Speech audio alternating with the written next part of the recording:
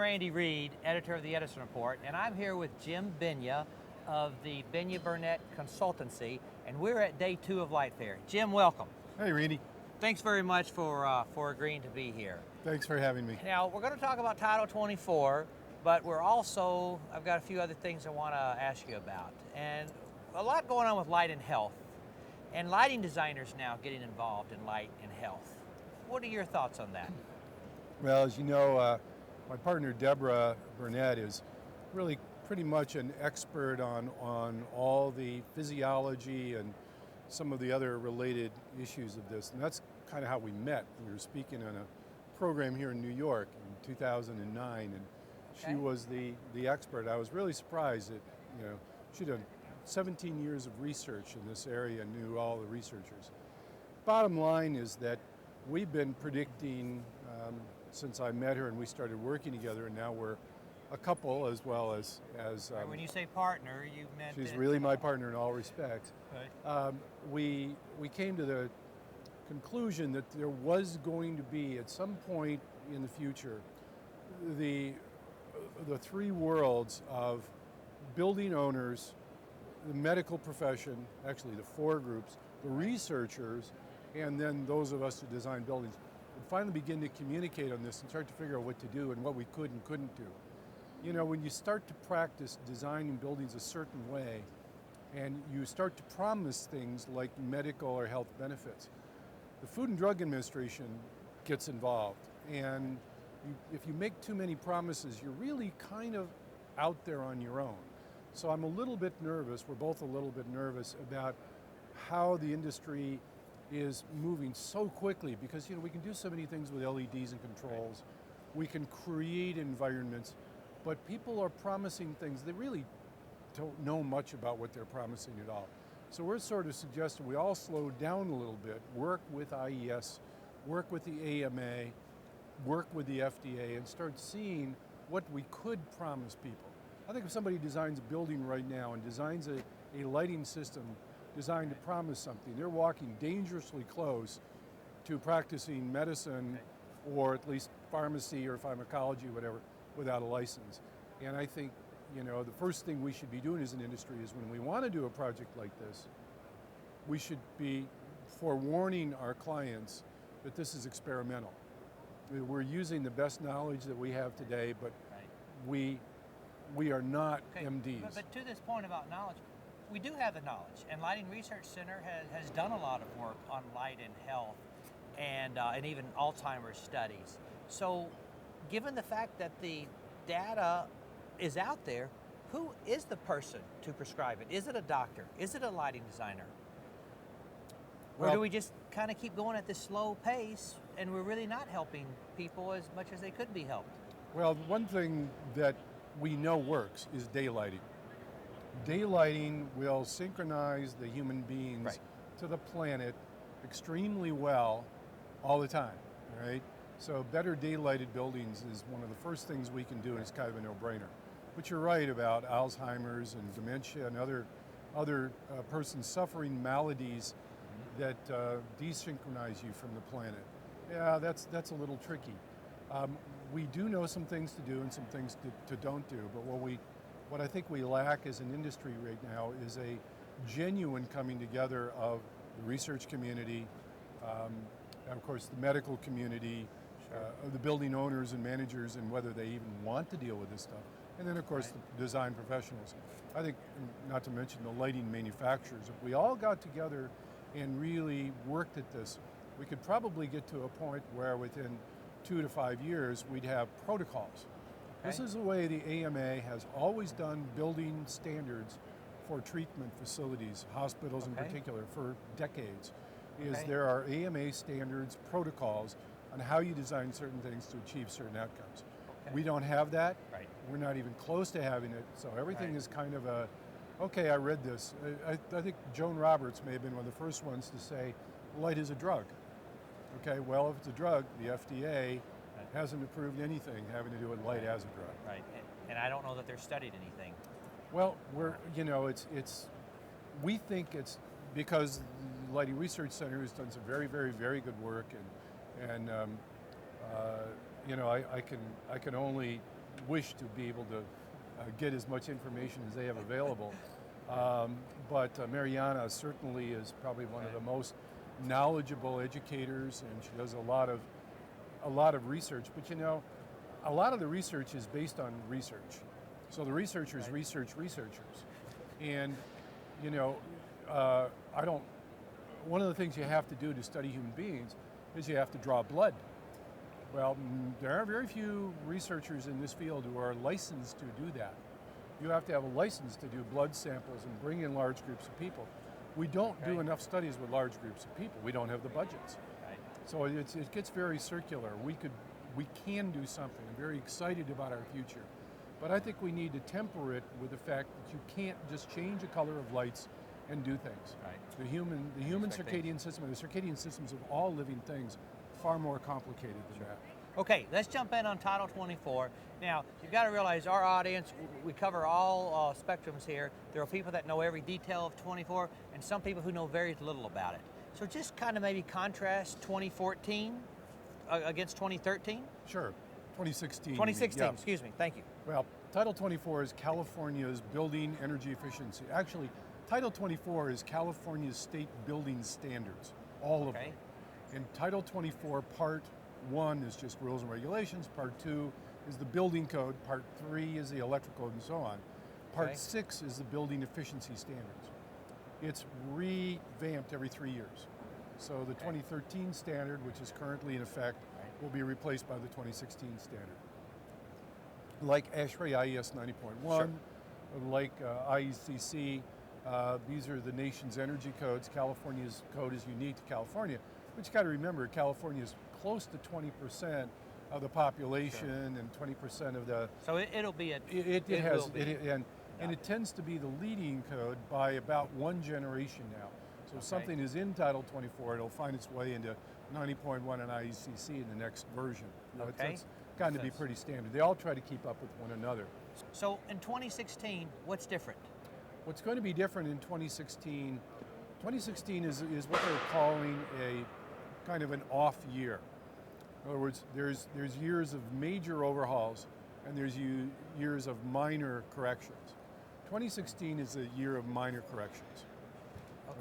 Okay. So the biggest changes we're going to see in 2016 is the code catching up with some advances. Like, for example, I was involved in helping figure out new lighting power densities for parking lots because the IES released RP 2014 after all the research had been done for the 2016 standards. So we had to go back at the last minute and make a bunch of changes. We actually had to increase the power allowances for parking lots because IES recommendations, which are respected by all of the agencies, ASHRAE as well as California. So the changes are largely involved with tweaks that fix problems and or catch up with certain things. One of the other tweaks, of course, is converting the lighting power density allowances from a fluorescent, compact fluorescent world, which is largely the 2013 standard is based on, to an all LED world. So the 2016 standard values will go down because LEDs are so much more efficient. Not big, not a huge change, but a change. There'll be a few other tweaks. There's a couple of things that we didn't do so well in the 2013 standard, and one was to impose upon renovations and remodels and even retrofitting regulations that required the companies, contractors doing this kind of work. They had to do code compliance documents. They had to meet some pretty strict standards. They never had to before. A retrofitter came in to retrofit a building and put in now LED downlights and replace the incandescent or compact fluorescents, which is good business. These rules, they found out in the 2013 standard where they were really introduced, they were actually too stringent and we were killing the retrofit business. Well, from an energy efficiency standpoint, for every new building we build, there's 10,000 existing buildings that should be fixed, and so you don't want to kill that business.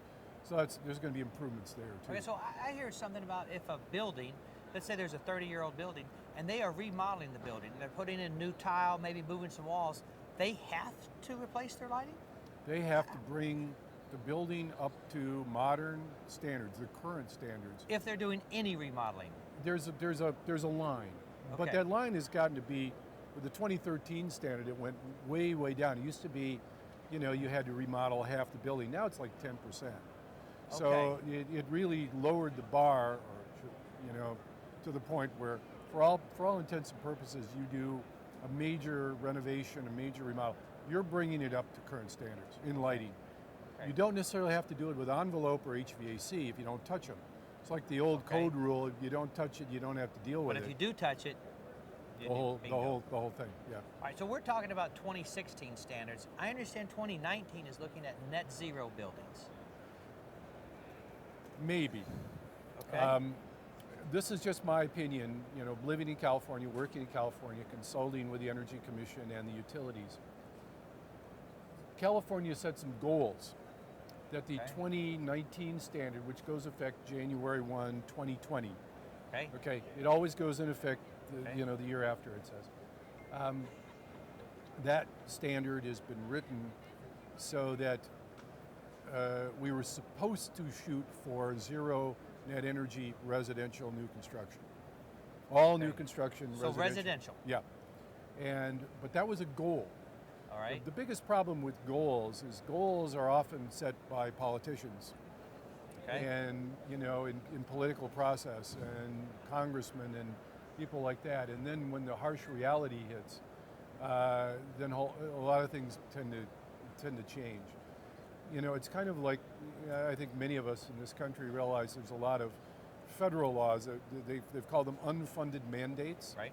So you're going to do this, and we're not going to give you any money to do that, and so nobody does it. Okay. And there's no penalties for it. I think California's going to go through a bit of that with the 2019 standards. They're going to want to do zero net energy homes, but there's so many ways you can't. And see, one of the important things about Title 24 that a lot of people need to recognize is that if it's in the code, it's been proven cost effective. Okay. I don't know how you're going to prove the cost effectiveness of a zero net energy home in California. Let's say you've located your house next to a bunch of trees or in a treed area. Now, how are you going to put in photovoltaics? So where are you going to get the renewable source? So you're going to have to cut down the trees. And that you're going to have to cut sense. down the trees and expose your house to more solar gain so you can put up photovoltaics so you can become zero net energy, and it seems circuitously crazy. Right. I don't think anybody has a really good idea. I mean, I should say this. There are demonstration projects. I've worked on a couple of them in California that are zero net energy homes. We've done a great job. I did one that was a net positive home that was sponsored by Honda on the UC Davis campus. It's net positive in the sense it not only does it generate enough energy for its own use, it actually charges a car. Wow. And you can drive that car about 35 miles per day, which would be the average charge that you're able to give it. That's exciting.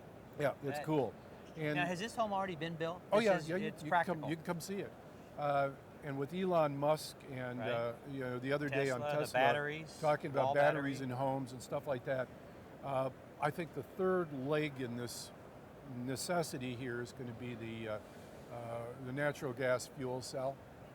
So that you can buy. See, what a fuel cell is it's an engine that takes a fossil fuel or hydrogen if you have it available, and it turns it into clean air and maybe a little bit of water vapor, but it turns it into electricity and heat. You capture the electricity to run your home, but you capture the heat and you heat your water, right? So it's a cogeneration system. Very, very good. And of course, natural gas, the lines seldom go out when there's a storm, right? They're fairly reliable.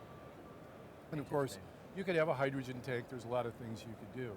So and you could couple them all together, right? And you have the battery, photovoltaics, and well, of course, where that leads us to is DC power, and the DC revolution, which is going to have to go along with this, because when you go to DC distribution, given that your renewable source is DC, reconverting it to AC to then reconvert it to DC to use it is kind of dumb. You lose about 10-12% of the total energy just through conversions. Why not use it natively in DC? Because DC to DC conversion is much more efficient these days. These are things Tesla himself never had to work with. But we've got like washers and dryers that need the AC. So how does that work? You'd have AC coming into the home, and then DC would come for the TVs, the computers, the phones? For a while, there's going to be a mixture of the two. Okay. A lot of appliances are AC, and we're not going to rapidly replace all of our electric appliances in a home with DC. What we will see is over time, the evolution, because you can make a DC air conditioner or a DC furnace fan or a DC washer or dryer. You can make them with DC as well as AC. Okay, it's just you got to start with it as a DC appliance, not AC. Jim, I want to ask you about the whole building method versus the tailored method on Title 24. I don't know the difference or the importance. When you're designing a building and you're starting to develop your energy code compliance documentation, one of the first, and you should plan this early in a project, one of your major decisions is to go with the whole building simulation. It's computer calculations. It's called the performance method, or whether you're going to follow forms and scripts and do the prescriptive method. So the prescriptive method, for example, in lighting, we have all these lighting forms you have to fill out. You're getting so many watts for this room, so many watts for that room, times, and you do all the calculations, how many rooms, you figure out what your total lighting power allowance is. And then you say, okay, and my actual lighting power is less, so I comply, or my actual lighting power is more and I got a problem. Right. Okay, but you're following a script, prescriptive script. The performance method, and let me just add that you're following a script. There's one script for the building envelope, the architecture, one script for the HVAC, and one script for lighting. Okay. All right, they're separated. The three parties can work independently. Performance method is where you load a model of the entire building as one energy system, one energy acceptor, one energy converter, one energy user. You model the whole building using a computer program. There's a number of them available. And so it doesn't matter how many watts of lighting you use. It doesn't matter how efficient your envelope is. It doesn't matter how efficient or inefficient your HVAC system is. As long as the total number of BTUs you use per year doesn't exceed the limit, nobody cares. Okay. So you could have a building like the one we're in, which is probably over daylighted. This, this Crystal Palace here in Javits. So I'm not familiar with the term over daylight. Okay. We've kind of seen that as we've been filming, because sometimes too much light does come in. And with that light comes heat. Right. And chances are when this building was built, they probably didn't have access to the exceptional glazing systems we have today. So we probably are using a lot of air conditioning on a sunny day like yesterday in here. Okay. There's probably a lot of air conditioning used. This building probably wouldn't comply any way you did it. Okay. But imagine if you had great glass, phenomenal glass, that was magical and only let in the right amount of energy, which we kind of have some of that stuff today. Okay. But if you could do that, dim the glass, only let in 5% of the daylight, kick the heat out, and so we could daylight this whole space all day long, well, it would be hard for the building on paper to comply with the prescriptive method. Okay. But when we add it all up, and we say, well, but we turned off the lights, and we're not using air conditioning, we're not using heating, so who cares? That's what the performance method is really written for creative architectural and engineering. Okay, understood. Jim, anything else that our audience should know about Title 24? Well, I think the important thing about Title 24 is that, and I'll say this as a complaint, and I'm involved in the process, and it's frustrating for me. I think our energy codes are facing a whole new revelation by 2019, 2020, because as lighting controls get to be more capable, more complex, more cost-effective, which they have, the tendency of the code writing teams is put more controls in. So Title 24, 2013, for example, was the first code to require everything had to be dimmable. Right. And it also required that everything had to, in addition to motion sensing, turning things on and off, multiple level lighting, you had to do at least one other thing that harvested that capability. So you had to put in daylighting controls or something, and now we have the other thing in California, demand response. Sure. So you had to do all of these things together. Well, it's driving contractors, distributors, everybody crazy because they're beginning to realize they didn't factor that into the cost models of the buildings. These are adding cost, and it's frustrating a lot of people. The developers are not real happy about it. Contractors aren't real happy about it because it has added maybe 3 to 4% to the total cost of a building by adding all the Title 24 implications for this year. Yes, they're cost effective, but they didn't model them that way, all right?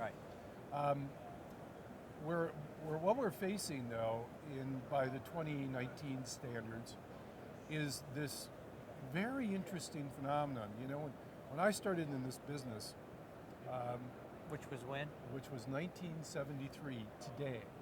Okay. This is my 42nd year today. Right? Congratulations. All right, thank you. When I started in this business, we designed office buildings at 6 watts a square foot of electric lighting, without any switches at all. Okay. Circuit breakers were turned on and left on all the time. Right. When we compare that to the energy we use in office buildings today, we are using 90 to 98% less energy to light buildings than we did 42 years ago. So happens that my first year in the business was the year we had the first Arab oil embargo, and it changed our business forever, profoundly. But when we look at 90 to 98%, show me any other important practical use of energy that's done that well. That's how good we've done. And we're not done yet. LEDs are taking us to all new low levels.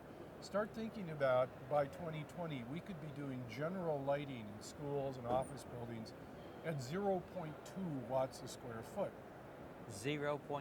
0.2. Wow. We'd be doing retail at 1 watt a square foot, which is, retail's roughly about 5 times other buildings. Okay. On the average. So start thinking about numbers that low, and you begin to say, so since when are lighting controls cost effective? We have a project right now in my hometown of Davis, California, where they put in all these new street lights, and the city rebelled. We hated them. And the city... And why? Not enough light? Too much light. Oh, too much light. Wrong color temperature, too glary. Okay. Pixelated, projections. And the color was just wrong. It lit up everything. And the people in the city of Davis said, well, this is a quiet community. We don't want to be living in a prison. It's like, this is inner city lighting. We don't want this. We hate it. So they did some tests. They set up some new tests. They got a lot of community participation. In those tests, they put up new street lights, and they said, what should we do? So they did 3 things to fix the street lights. They took the ordinary Cobra head that everybody seems to think they should be using on neighborhood streets. They went from a 29 watt, 4800 Kelvin Cobra head to a 19 watt, 2700 Kelvin. Warmed up the light. They also changed the shielding on the lights. So instead of it being essentially unshielded in the lower hemisphere, it's now got a cutoff at 70 degrees. Let's back up. They were not able to color tune these. They had to go up and replace these They fixtures. had to the city spent $375,000. This is a city of only 69,000 people. They had to spend $375,000 to take them down and put up different ones. And they're doing it. And by the way, it's happened on my street. I can't wait for them to get the new ones in. But the story there is everybody's talking about lighting systems and having them connected to the internet, being able to manage them and all this other kind of stuff. In order for those systems to be worthwhile, cost-effective, you've got to beg the question. So they've got to save some energy. So do the math. If I take a 19-watt luminaire and I take a 200-watt per point control system, the payback period is about 40 years. And therein lies that's the best way I can tell the story. We're going to get to the point where all the things we spent all these really decades inventing, motion sensors, dimming ballast, and everything else, we're going to get to the point where all of that is going to go, yeah, but now that we're only using 0.2 watts, it isn't all of a sudden going to be so cost effective. So I think we're going to be hitting there. There's going to be a little collision there, and I think the 19 Title 24 standards Okay. where this is really going to show Well, I up. want to tell you, Jim, this is fascinating, and we thank you for your insights. Well, thank you for your work too. All right. Appreciate it. You bet. Appreciate it.